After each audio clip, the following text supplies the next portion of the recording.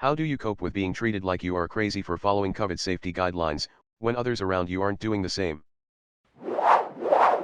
I work in healthcare too, look medtech. Nothing like an ICU nurse. You guys are badasses in a good way.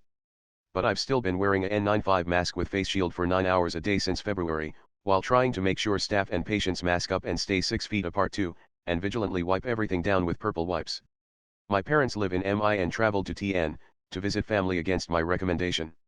So I'm just home by myself, and will FaceTime them. It's tough, for sure.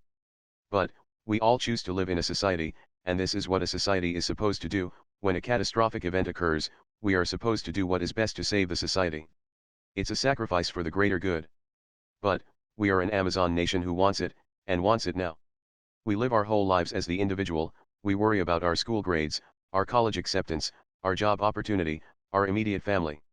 And, never concerning ourselves with what is best for us as a whole. This a world filled with winners and losers in America. So if you're like me, doing your part for what we perceive to be the greater good for all of us, then a sincere thank you to you. Happy Isolated Turkey Day, and Merry Isolates Christmas to you. The end is in sight. The vaccine is almost here. That woman was actually furious because you were taking a precaution that from her perspective was unnecessary. This explanation from another thread is informative. According to the psychologists who study it, conspiracist ideation is often associated with low self-esteem and feelings of powerlessness.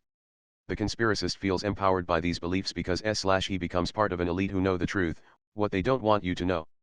This also produces a confirmation bias where they seek the echo chamber of supporting evidence. Contradictory evidence is dismissed because it is viewed as a personal attack by undermining the thing that gives them power and esteem. All of this forms a self-feeding cycle where they not only double down on their beliefs but become prone to believe in other conspiracies. Once their insecurities drive them across the initial threshold of irrational thought, each additional conspiracy becomes easier to believe. It really makes zero sense, except when you realize the sitting president of the country is a conspiracy theorist. These people trust him because he's not part of the deep state, a term that I think just means career politicians, so anything he says, they'll believe. I don't know when we got so polarized or why everything became political, but it sure is a tangled mess. Our lack of education as a nation is starting to show, I think. I'll also add, there's been a lot of economic problems for blue-collar workers with globalization, they took our jobs, income inequality is absurdly high, and the moral landscape of the country is changing.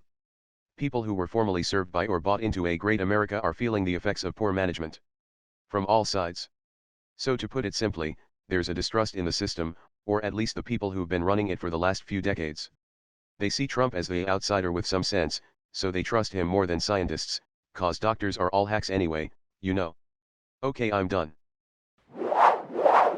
I have a friend that has works in infectious disease research. Over the years we had a number of conversations about what the next pandemic would look like. His most likely scenario was exactly what is happening. Whenever a new disease made it to the news, I'd message him, is this it, and he'd educate me a bit on what the odds were, usually super low. It was sort of an inside joke.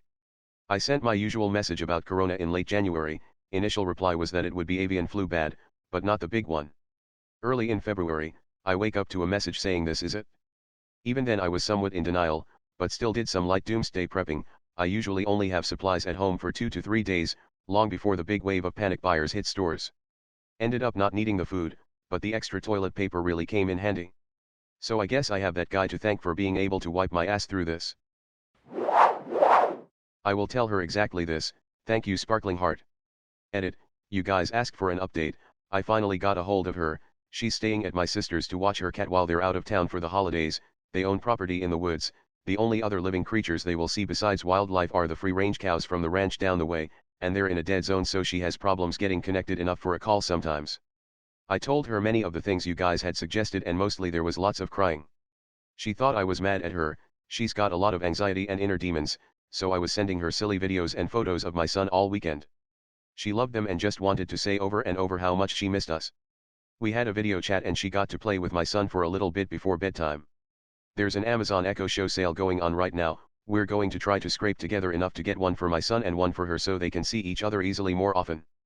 Thank you all for your kind words and advice. I'm sorry to everyone who is missing family and friends this holiday season because we're all doing the right thing. It makes it even harder watching others break the rules and live the normal lives we miss so much. I fear for the next 2 weeks as the effects of these super spreader Thanksgiving gatherings begins to unfold. I'm so exhausted of living in survival mode and I know I'm not alone. Unfortunately this isn't going to be over anytime soon. I work security and one of the businesses I cover is a movie theater that is doing everything they can to be safe. Mandatory mask or face covering, spaced out seating, immediately to your seat once you have concession items, sanitize after every showing, etc. With some recent increases to precautions, masks going from recommended to legally required indoors, they've had a bunch of conspiracy theorist types coming through their doors refusing the provided mask, pulling out a mask exemption card. They all tell you to go to the website for proof that it's real, but it just links to a far-right, Nazi-sympathizing, anti-immigration, racist shithole website, that is almost always down because these dumbasses go to it too much and they are too cheap to upgrade their servers. Every single one says it's violating their civil rights to deny them service, demand to have the cops called. I oblige them and call the cops for their trespassing and then spend a 20 to 30 mins waiting for them reading off the Wikipedia page for the website they got this card from. I explain that they are directly supporting Nazis by giving them ad revenue. I call them Nazis loud enough that other guests can hear us and talk over them so they can't spout more of their shit. Most walk off before the cops arrive. I tell them not to return even after this is all over because we don't welcome Nazis. One couple actually stayed until the cops got there and were promptly told their civil rights were not being violated and they were idiots and trespassing. I've had enough of these morons.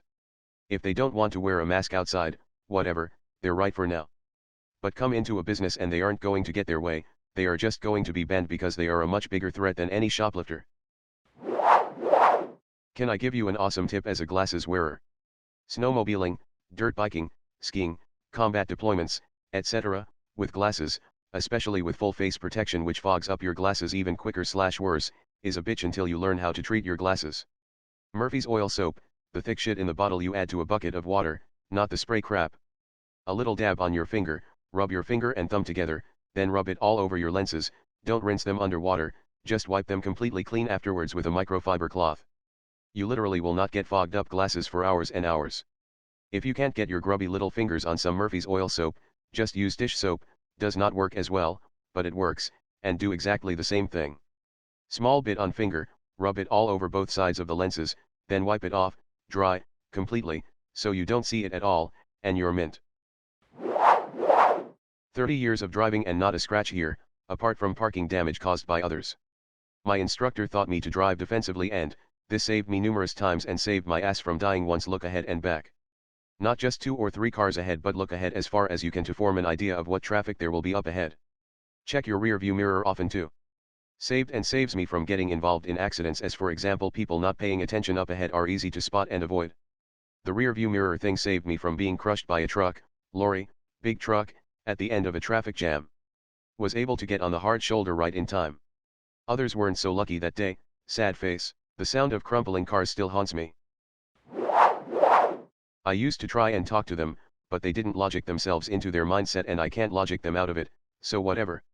These days, I just ignore them as much as possible, and when I can't, when it's actual family or friends, I say, look, I'm immunocompromised, my father's in his 70s, both my sisters have lung issues. This thing gets to us and our whole family is going down.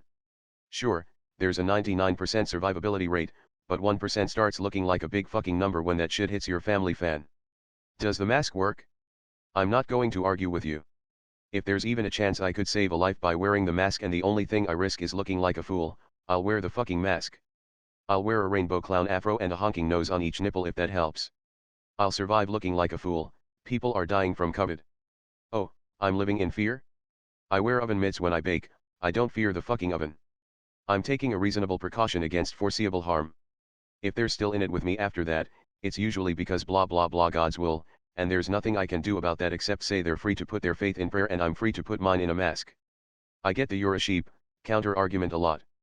My go-to is you're an ostrich, but I'm told you're a cunt, shuts them down just as well if not better.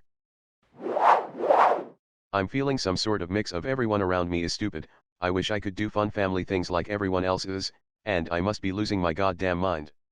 Literally everyone else in my life is playing fast and loose with the safety guidelines except my grandparents, because one of them is a retired respiratory therapist. Friends and family I previously thought of as smart, caring individuals are going on vacations, dates, or whining about mask policies. Meanwhile looking down on me because I found a way to not return to my shitty tourism job and still pay my bills. My kid's pediatrician encouraged getting their hair cut at a salon and taking pictures with Santa this year. I'm about to spend $40 to drive through a park with Christmas lights in an attempt to give my toddler some sense of a normal holiday after feeling like I robbed him of a summer of fun, which I did. Because every time I even took him to the grocery store, strangers tried to touch him. After sticking to strict isolation, mask wearing and cleaning habits since March, I'm simultaneously worn out and reinvigorated. I honestly don't think I'm superior in any way to the people around me, but this shit is starting to feel like some basic Darwinism. I hear you. I'm a sub and I work in 10 different schools in 5 different towns, rural area, and I am all over the place these days. Last Friday I showed up to be a roaming sub at 1HS, but the history teacher had just started quarantine due to exposure, and that morning his sub called from the hospital saying she just had a positive test. The day before that I was supposed to be a para at another school, but the kid was called in that morning with COVID. I asked if they wanted me to go home and I found out that they had 5 other openings that day that they couldn't get filled.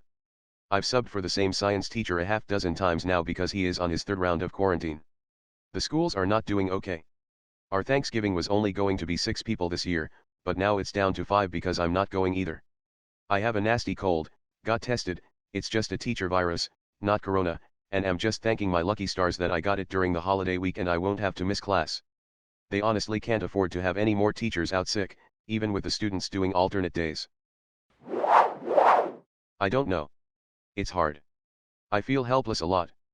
Feeling so isolated is getting to me, and I honestly can't remember the last time I've dealt with so much suicidal ideation, but then I think about how I would feel if I chose to shirk my responsibility to the community, and my choice created an unnecessary risk for others, and I know that the shame, guilt, and isolation from that would be significantly worse, so I keep pushing on, venting to my loved ones and trying to also support them. I am also in the really cool position of being able to watch my children absorb and adjust so flawlessly and so selflessly to this current state of the world. We don't give these kids enough credit, we really don't. They are carrying this society right now and just displaying such an incredible level of grace and flexibility, not just mine but most children. They are struggling, too, but just in a way that is so innocent, so devoid of politics or bias compared to the adults, and they are discovering strengths and abilities within themselves that I think most adults should really admire. I'm proud of these damn kids and they keep me going. I wanted to edit to add, I appreciate people's concern and care for me so much. I am so lucky to have a good support system and I am okay. I am safe. I have thoughts but never plans because I do absolutely know my value. I just wish people gave more credit to the mental health side of this experience. I value so greatly our responsibility to stop the spread, to stay home, to mask, but I also want people to know it's okay to struggle through it. We aren't alone in it even when it feels lonely. I'm a waitress and I get a lot of customers who complain about the masks or ask me, isn't it so terrible to work as a waitress with a mask on your face all day? I wouldn't usually get involved, but since they asked, I tell them that my husband has lung issues and other complications from working as a first responder at the WTC on September 11th, and if I brought the virus home to him, I could kill him. This is why I take all the precautions very seriously. Usually they don't push it further. I could just say my husband has health issues, but usually the anti-mask people are the same people who go hard with the Remember 9/11, so I think by mentioning that, they feel more like I'm on their side, at least in some vague way. Or maybe it's because it's hard to hear my husband was a first responder on September 11th and is now dying from it and reply with dumb anti-mask baby boomer copy pasta. I don't say it all the time, only to certain people, and most of the time they reply with something like, your husband's a true patriot. Boom. Done. Conversation over. Would you like to hear our specials for today? Edit. Sorry to the 5 people who already upvoted me, I added several sentences throughout my comment randomly since the time you voted. Let's face it. Most people don't. I used to have a nice friend group I went out with, Vivid comes around and suddenly their stupid teenaged kinds get boosted on testicular confidence juice and believe themselves immortal. Now they are making a pussy out of me due to their idiotic handling of personal risk. My family is immunocompromised and cardiovascular disease runs deep, while they are getting shitfaced in clubs night after night, then start talking shit about how I'm the idiot. Our airhead school management tries its damned best to stop online classes and get us in school. Despite our state city having the highest infection rate from the whole state, hospitals can't hold the pressure. I was there for ACL tier, most people get treated on the stairs and die in the fucking ambulances. And the fucking schools are spamming every inbox they have around with bullshit fucking reasons to return and having a couple of teachers argue with anybody who dares say otherwise. Good thing we are going to a complete lockdown soon. Hearing this is an absolute relief, but knowing that the idiots which cause it get to be safe and walk away without repercussion yet, it straight up hurts. I, too, am angry AF. During the first wave I was working as a float DNS and ended up in a heavily impacted SNF in upstate New York. 26 years of nursing did not prepare me for what would happen. It was akin to what I think third world nursing is like.